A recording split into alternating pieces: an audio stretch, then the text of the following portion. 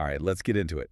Today we're doing a deep dive on the Datavideo PTC-325. The 4K tracking PTZ camera. That's the one.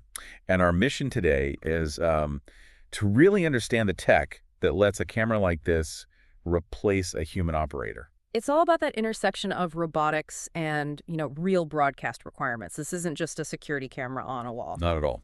So let's start with the heart of it, the optics. We're looking at a 12.8-inch CMOS sensor. It's built for broadcast quality 4K up to 2160p 5060. Right. But here's the detail I want to focus on. It pushes YUV 4.2.2 color sampling over its HDMI output. Yeah. Why is that specific detail so important? Well, that's where the pro part really comes in. When you see 4.2.2, you know you're getting the color information you need for serious post-production. So things like green screen, color correction. Exactly. Keying, graphics, matching it with other high-end cameras, it's non-negotiable. Yeah. And then you add a pretty powerful 30x optical zoom on top of that. Plus a 16x digital zoom.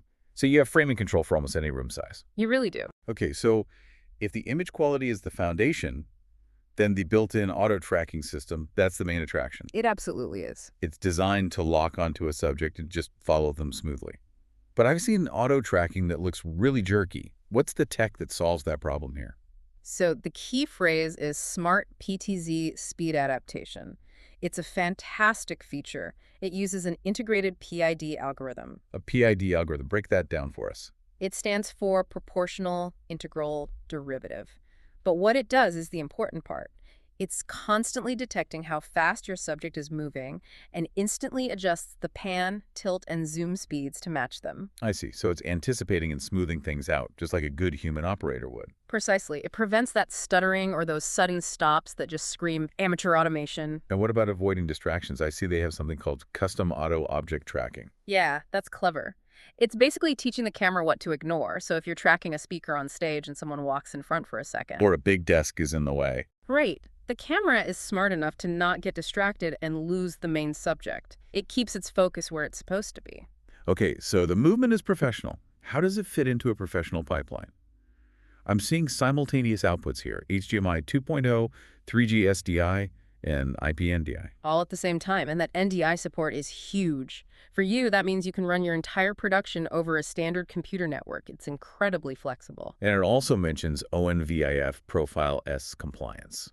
Which just guarantees it'll play nice with other network gear from different manufacturers. It's all about interoperability. Super convenient. And that convenience extends to the setup, right? With PoE, power over Ethernet. One single cable.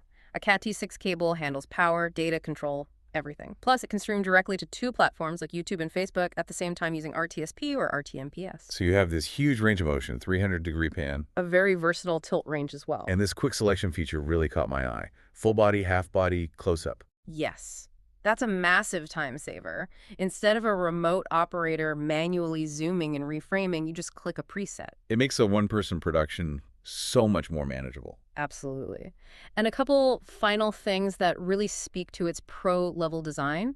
Advanced 3D noise reduction, which is critical for a sensor this size in low light. And a tally light. You have to have a tally light. Green for preview, red for program. It's a simple thing, but it gives the director and the talent so much confidence. So when you put it all together, the PTC-325 is really this self-contained production unit. It's hands-free, high quality, and totally integrated. Which brings us to a final thought for you to consider. We have a camera that can intelligently select its framing and track a subject using sophisticated algorithms like that PID controller. So what boundaries does this blur between automation and, creative control?